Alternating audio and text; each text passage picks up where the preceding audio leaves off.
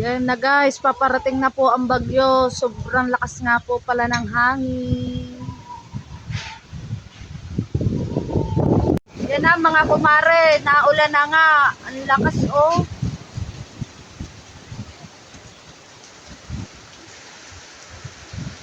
Guys, ang kawayan na, ang lakas oh.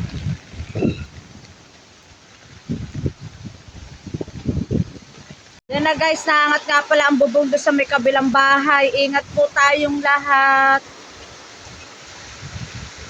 Dahil na po may paparating na bagyong Inday. Guys, so ang dami nga palang laglag na santol dito sa amin.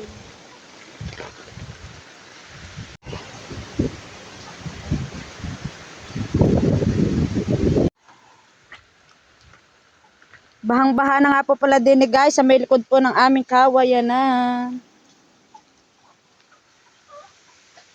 Lakas mga mare ng ulan. Ingat po tayong lahat mga kumare.